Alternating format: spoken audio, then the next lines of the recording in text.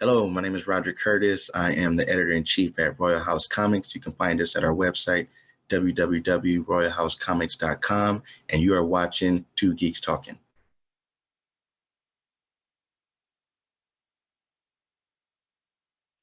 Good morning, afternoon, evening, everyone. Two Geeks Talking is an entertainment industry interview show where we interview the creative people from the comic, film, TV, movie, and video game industries. And of course, I'm your host, Kurt Sasso.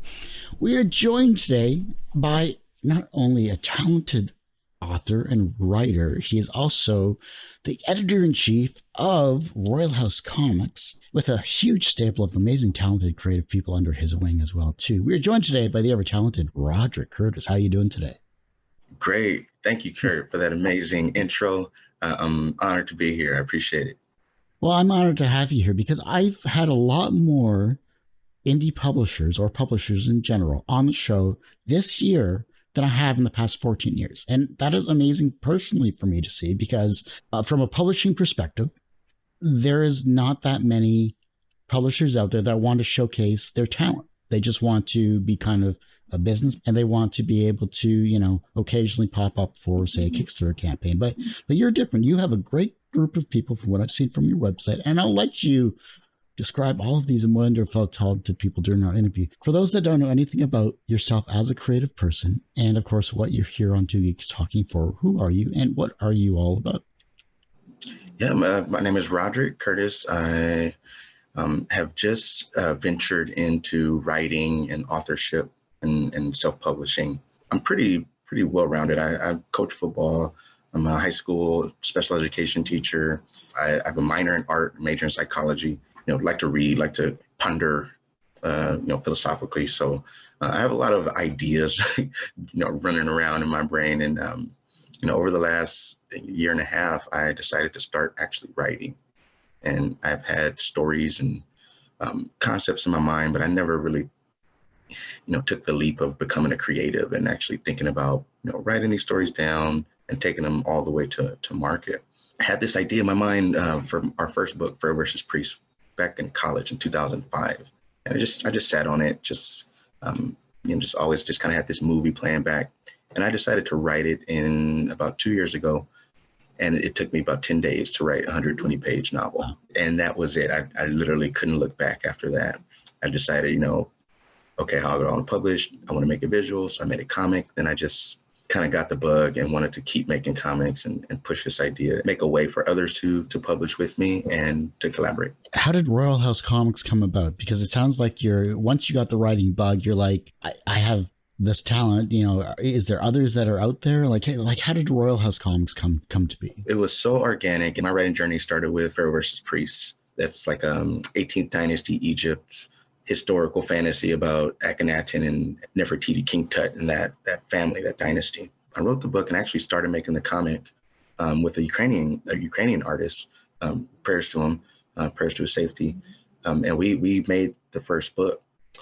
However, as I started researching successful publishing companies and even successful comic books, I saw the necessity for more content, being able to brand and expand and do more than just, make a book and put it out. If I was going to do this, I wanted to do it very well. I wanted to be the best that I could be at it.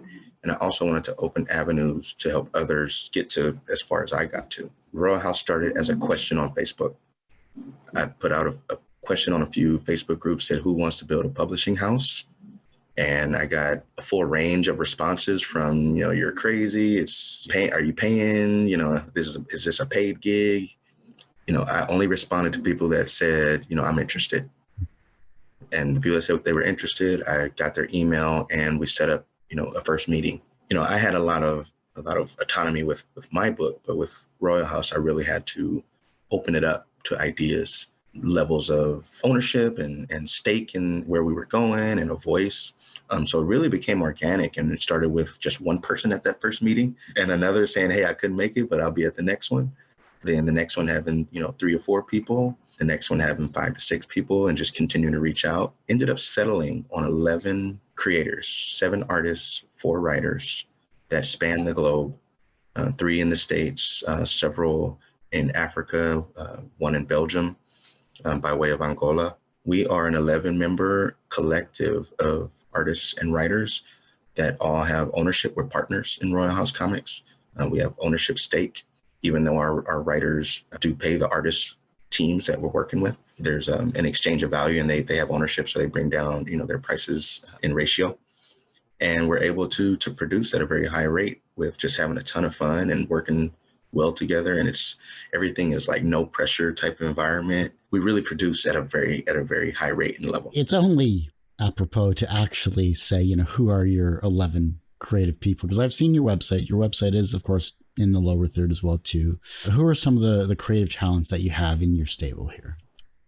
Oh, okay. So in the States, we have myself, great writer Chuck Cox, who does like our horror spin-offs. We have a very talented designer.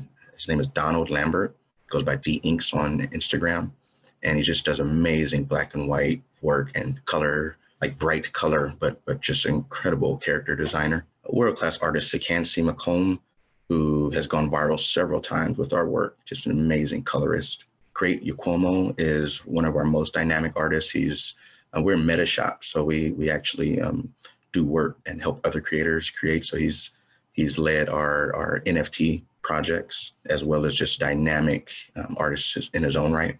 We have Daoud does these amazing like poses. If you go through our Instagram and you see like this action where these two people are fighting, he probably did it, and he does this incredibly rich perspective of engagement and action. Leia, she's an artist that also wears like a producer hat because she does webtoons and she knows about that avenue, and we're trying to get into cross promote in webtoons and comics. Just an amazing artist. Toby is another one of our writers. Ishmael is a co-writer with me on Detective Rumble. We have Joshua, who does great pencil work. Sunday, who does all of our Dambe. He's our featured Dambe. If you look at the Dambe title, he's like the main artist on that title. I hope I'm not leaving anybody out. I think I got them all. And I believe this is your stable of the people you spoke about. Yes. Toby, Donald, Sakansi, Ishmael. Yep. The person I usually leave out is myself, because I usually, I really love promoting our team. They are just incredible artists, and I double as like our marketer and promoter. So I'm always like throwing out their latest art or their promo or their panel pages, and I think people are looking like, man, this guy is like crazy productive. But I always tag them. I'm always like featuring them. But if you're kind of just looking like, man, this guy has something dropping every week, but it's the team.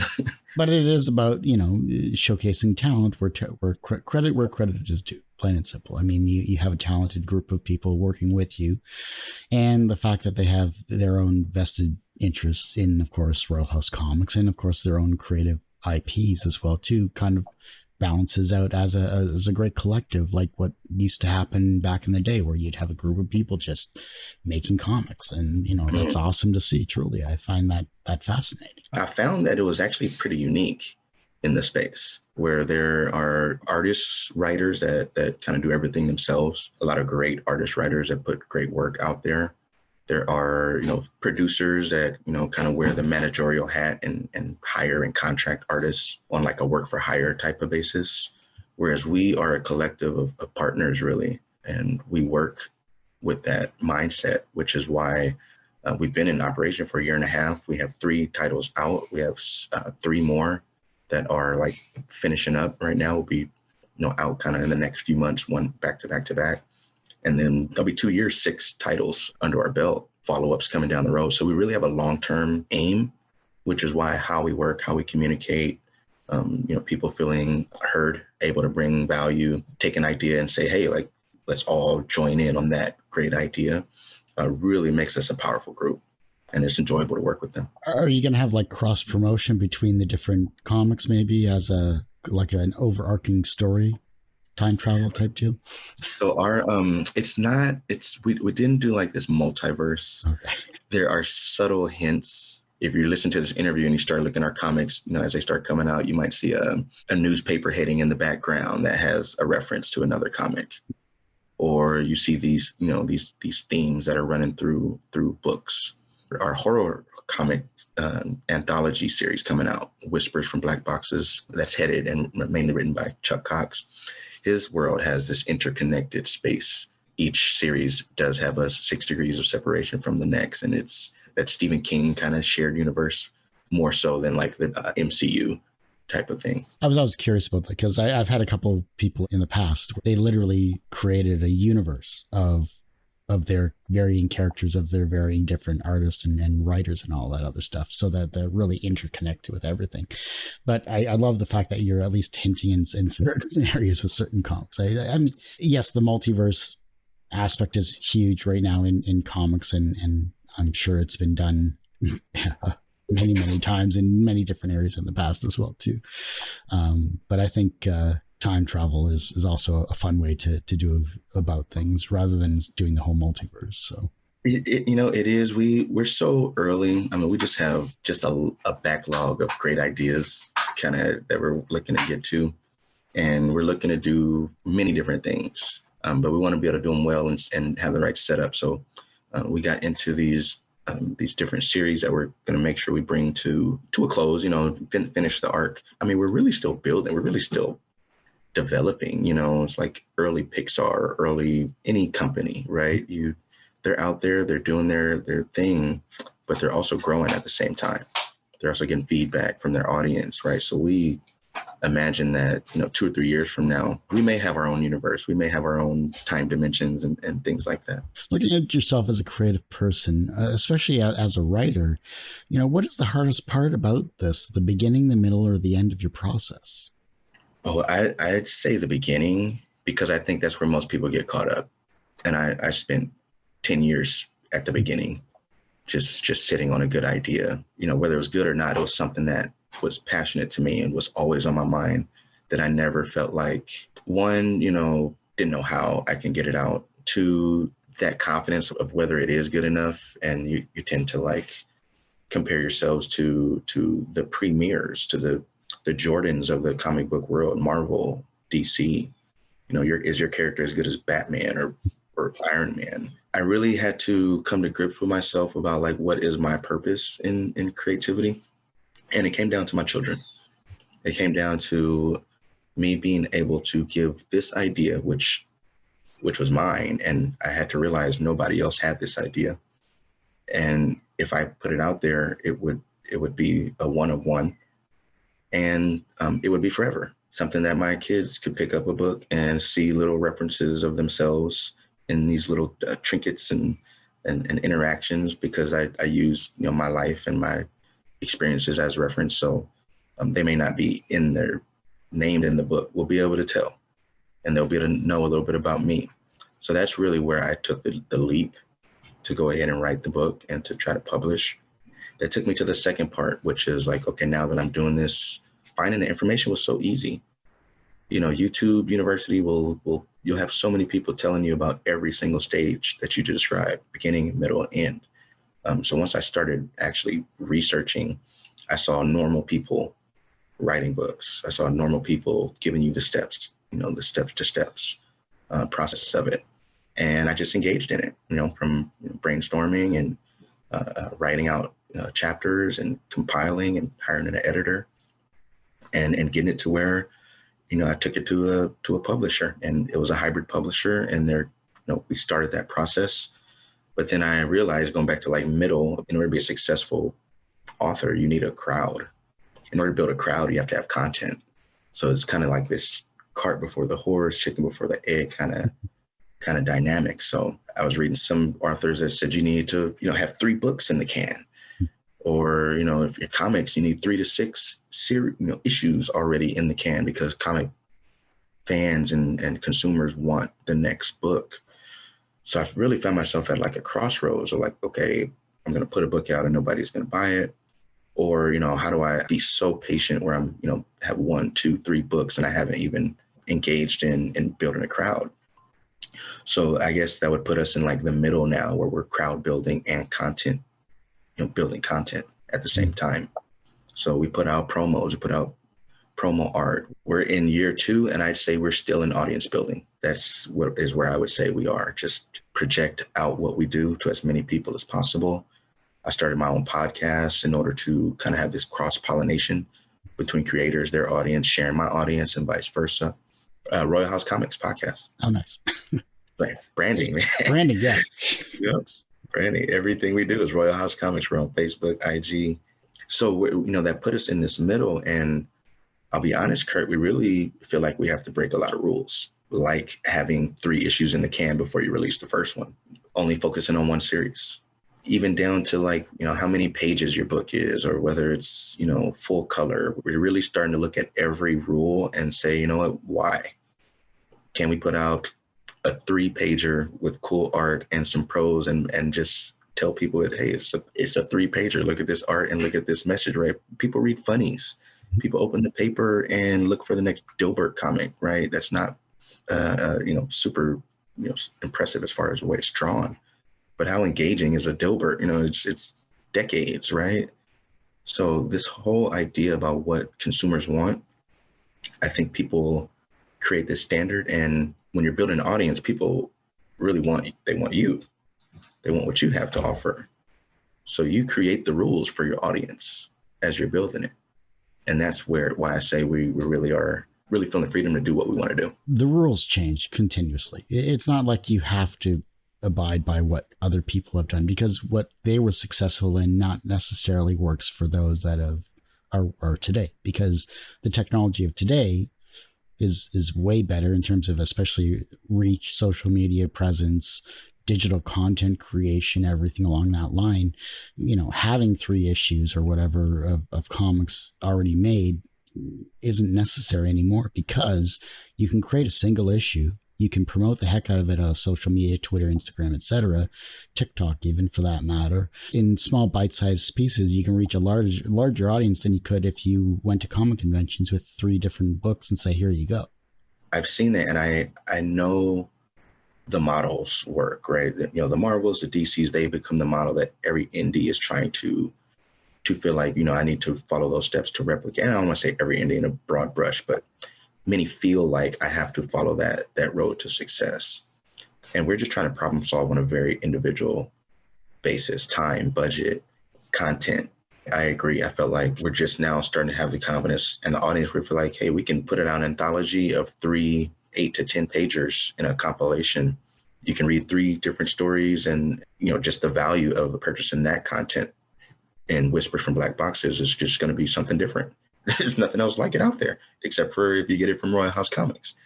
And talk about technology like social media and the way that you're able to monetize these social media platforms through like Patreon or just this marketplace, right? Facebook has a marketplace. Get people to your links and they can buy your content. Even YouTube and like podcasts. An indie creator didn't used to have their own radio station, or YouTube is literally your own TV station. Mm-hmm. And I talk to my group and people that I look to for advice and share my experience just about like how kind of easy marketing is. It's like literally just dollars, but you can pay Facebook to take your ad to, they'll ask you what you want, right? 10,000, you want to reach 10,000 people, you want to reach 100,000 people, whatever. It's literally just money to get, your content out in front of people. So this gatekeeping is really no longer a reality.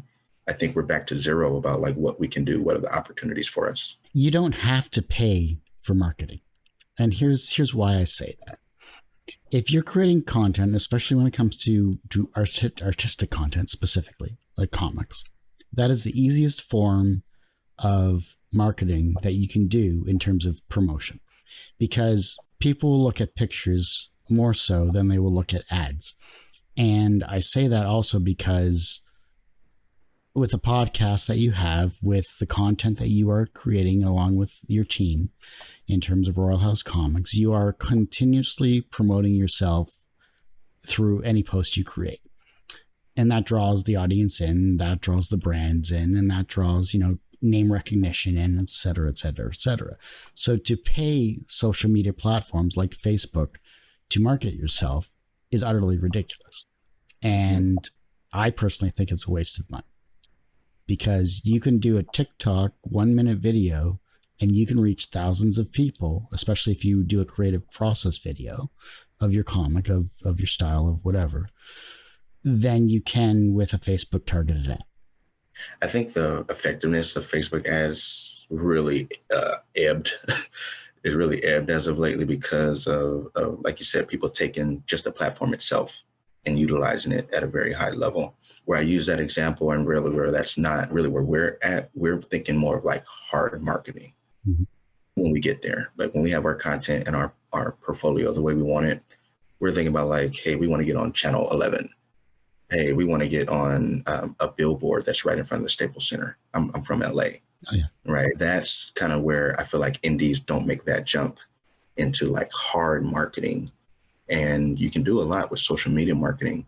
And we're trying to exploit that to its fullest. A few years down the road, when we have 2 or 3 issues per series, we've expanded about 6 to 10 series. We want to double back into just some hard marketing.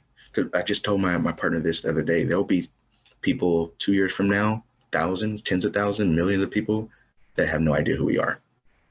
And they'll be exposed to the very first book for the very first time. Hey, it's your business. I just really think it comes down to, utilize your social media more, and you'll be more effective with that type of marketing, especially with today's youth, especially looking into comics. And if you tag it right, then you're golden. So I think the important thing though is like back to like the original question about like what's the beginning, middle, and end.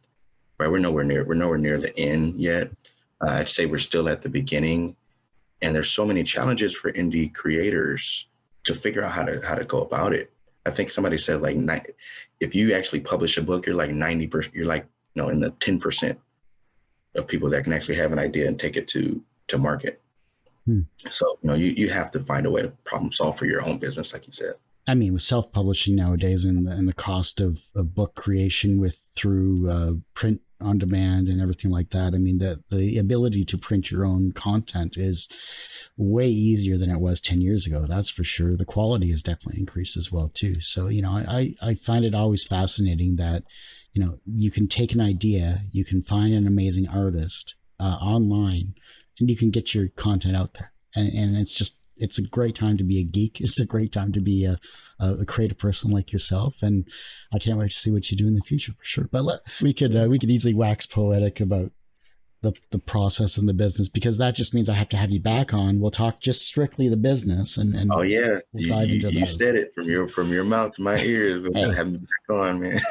Hey, look, I'm always up for interesting and engaging people like yourself as well too, Raudric. So don't feel like you have to limit yourself in terms of your business and your creativity. And I'd love to have your other guests, your other team members on the show in the future. So I'll tell you this, Kurt. So we, when the team got together, we started off kind of as like individual teams. So, hey, all right, you writer, art, you have a great idea, writer. We're going to pair you with this artist and this artist. Hey, this team is going to be working on Dombe. This team is going to be working on Detective Rumble. This team is, following up on the next series, Sync, that we have coming up, or one of the other titles that we have coming up. Where now we're actually figuring out the process for like all working on one project. And we have a project called Eskrima, which is our first, we're in the call to action contest. And we're putting up a new series, Eskrima, which is like, if you've seen like Colombian or Haitian, like machete fencing, that's what it's also a huge Filipino martial art, Eskrima.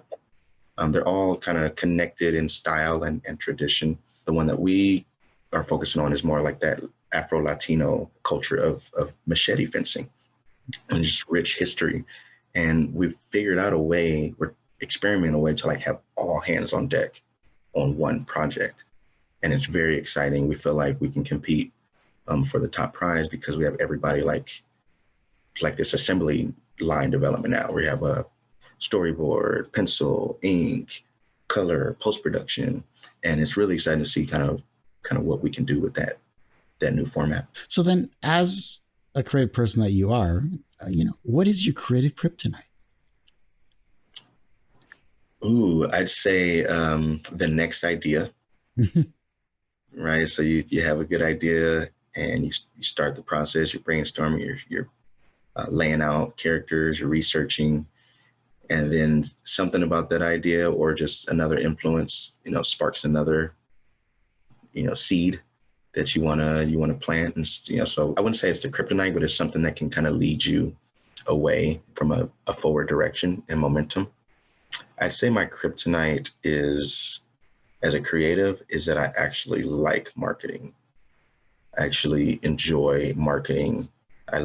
So I find myself marketing more and have to like put myself back in like the writing component, get so caught up in building the audience and doing these different ventures, the podcasts, where my kryptonite becomes time management. As I said earlier, I'm also a head football coach for high school. I'm also a teacher, full-time job. I also have 3 kids and a family, fiance.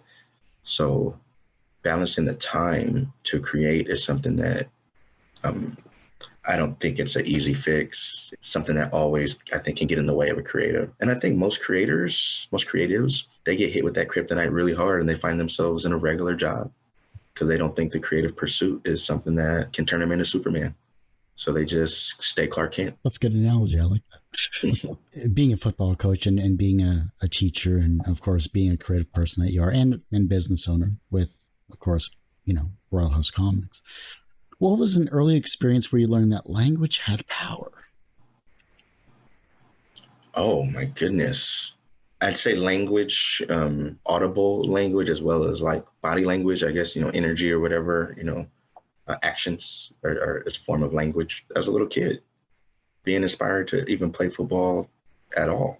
And I ended up living a football life. I played it through youth, high school, college, and then didn't take 1 year of break, went right into coaching. So I've had this unbroken chain of football since I was 7 years old. And it started with a camp counselor giving me a ball, seeing me catch, and just giving me some words of encouragement or like, getting excited for me. And that feeling just stuck with me. The power of language to inspire cannot be understated. I practice that.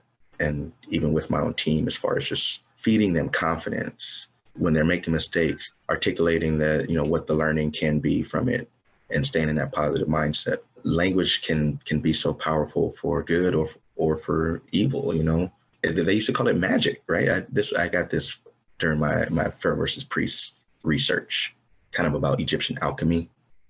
But this whole concept of magic started with language, voice, being able to articulate ideas, because in that comes the creation, where you can have an idea and create it.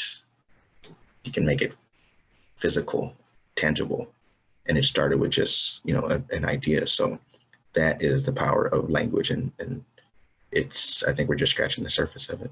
So what are some of the themes that you've learned about when you were researching Pharaoh versus Priest that maybe took you in a completely different direction during your research? Well, that alchemy is the refinement not of tin to gold, but is actually the refinement of the human soul.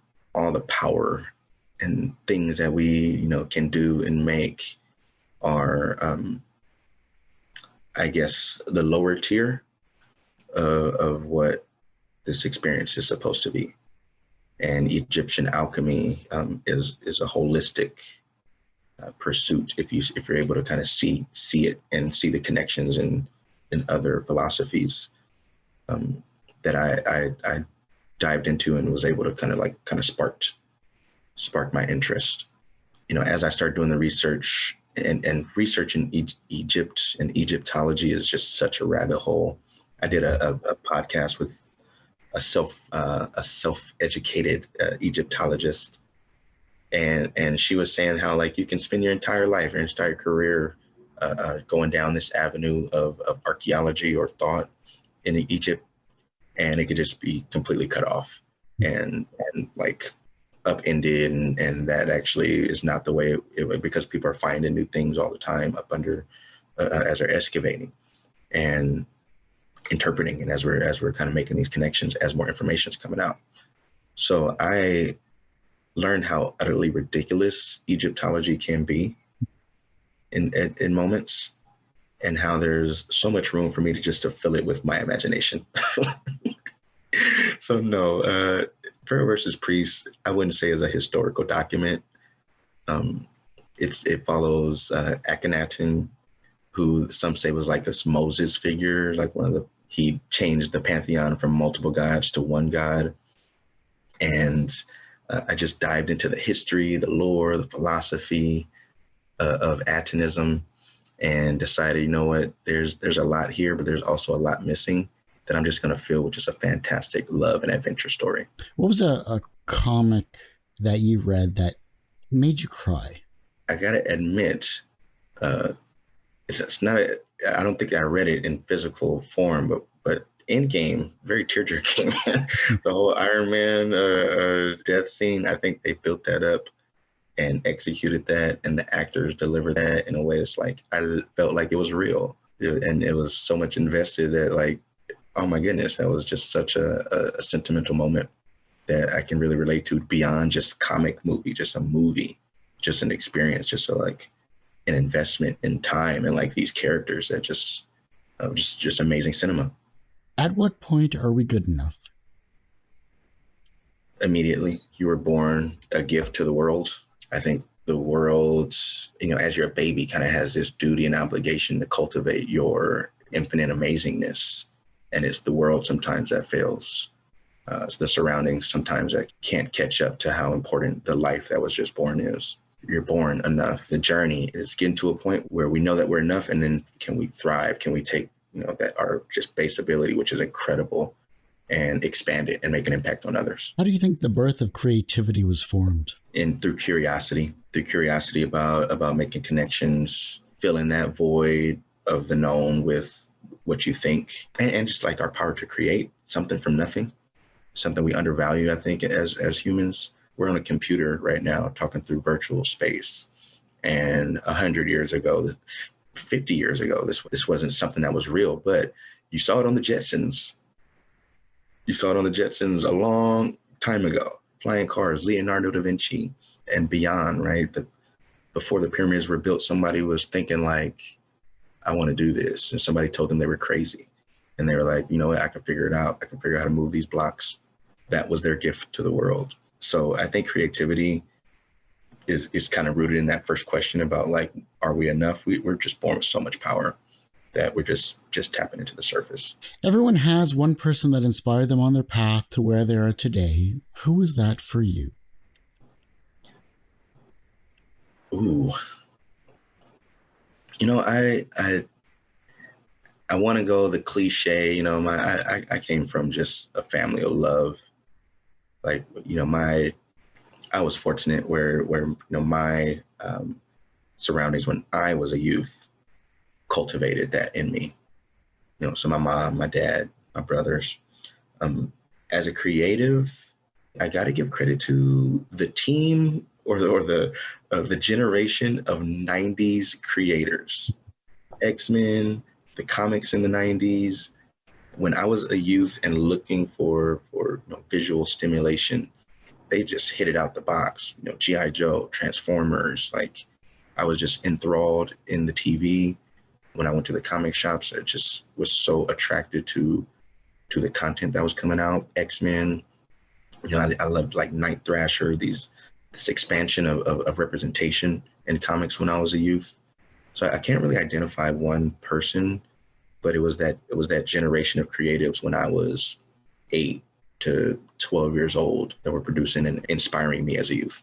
From a professional standpoint, you are working with 11 amazing, talented, creative people like yourself, publishing great comics, of course, with Royal House Comics. And you are all creating comics, which is amazing to see. I mean, just talking about it here today, I hear the passion in your voice, and I can't wait to talk with those other people as well too in the future, because I'm sure they have wonderful stories to tell as well. So professionally, you are all successful. Do you consider yourself personally successful? I want to say yes. I believe there's a range of success. And I actually talked about this in one of my interviews lately about just how success is actually this balancing of work-life balance, individual pursuits and passions, as well as sacrificing some of those for those that you love, like your children, your loved ones, your family, because you have to extend that to them as well, or else you'll find them if you don't, those relationships start to falter, and that actually pulls your energy and your happiness down. So I do feel like I am balancing that better now. And I think the monetary success will come as a result of me able to sustain in the creative process and keep creativity as part of that work-life balance. I do think I'm successful and that we're successful in that we are continuing to operate a good headspace. We have a joy working together. We have forward momentum. We don't get hung up on really anything because we have this open communication. So I think we're successful where many other teams maybe have faltered. And can we sustain that to actually achieve, when you ask me about beginning, middle, end, I think the end is going to look so wonderful for us. I think we're successful in the process. The reverse of success is failure. How do you deal with your failures? I lean into it with my chin, just hit me with it, because it's so part of the path to success. And I think people might see the way we move as like fast and reckless, and maybe we even blunder sometimes, right? But we're moving forward. You actually can't have a wave without an ebb. You can't just like crest with any long-term momentum, right? You have to have an ebb in order to have a flow. That's the way waves work. If you're moving, you're likely going to have a misstep. You're likely going to have some failure, but in that failure is the learning. So without the learning, you don't grow. So you can't grow without failure is the full equation. So knowing that equation, I tend to lean in, right? Like hit me with it. Let me run as fast as I can into the wall. Oh, there's a wall here. What is it made of? It hurt. It's hard. How do I get around it? How do I go through it? But I'm definitely going to continue running into that next wall. Oh, I love your analogies. These are great. This is like perfect, like TikTok type material. This is beautiful. Like the younger generation is looking at your work and they're becoming inspired to be creative in their own way. And the fact that you have the younger generation with you and they are going to be creative in some way, shape, or form, whether it's as a comic writer, artist, or maybe something creative that you don't know about in the future. How can they inspire the generation that follows them?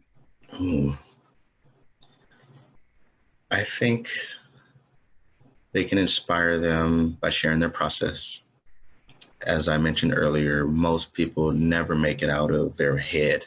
They never are given that lift up to think they're good enough, or if they do, the how-to of it. For the next generation, continue to teach, continue to expose all the ups and downs of the process, and encourage them through the adversity. If your life was a movie, what would its title be, and what would the soundtrack be?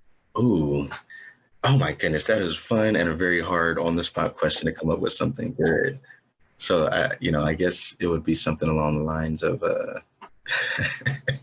want to say it's been funny, like Scent of a Woman or something. Like, I don't know, like I don't know, just because it's my favorite movie. Yeah, that's good. Yeah, The Princess Bride. I want something super,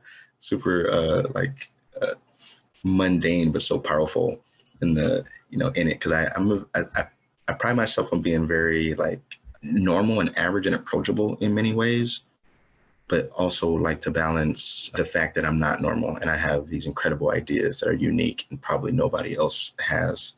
So I guess the title would be like Full Speed Ahead or something like that, because I'm really in a space where I want to do everything that I have dreams of, and nothing's going to stop me. I wanted to be a teacher. I teach. I wanted to be a head football coach. I'm a head football coach. I wanted to make a comic. I make comics. And really, I'm at this point in my life where nothing's going to stop me. And then you say, what would be the soundtrack? Sade, of course. Love it. Roderick, I do hate to say it, but that ends this particular episode of Two Geeks Talking. I want to thank you so much for coming on the show. Thank you so much, Kurt. That was amazing, fun interview. I really appreciate you and your show. Before I let you go, where can we find you? How can we support you online and on social media? On social media, everything is Royal House Comics. We have our own Facebook group. We're on Instagram, TikTok. Get to our content through our website. We self-publish at www.royalhousecomics.com. and you can see our titles. You can leave your email so you can notified when the next title is coming out. And www.royalhousecomics.com is where you can find all of our content. Well, like I said, that ends this particular episode of Two Geeks Talking. You can, of course, find this interview and 1,000+ others on our website, tgtmedia.com or twogeekstalking.com. And, of course, on our YouTube channel, which is youtube.com/tgtmedia, because that's a lot more updated than our website, because I'm only one person. Give me a break, Philip, will you? Other than that, I want to thank you for listening and watching for all these years as well, too. And as I say every week, everyone has a story to tell. It's up to me to help bring that out. Thanks for listening and watching on Two Geeks Talking.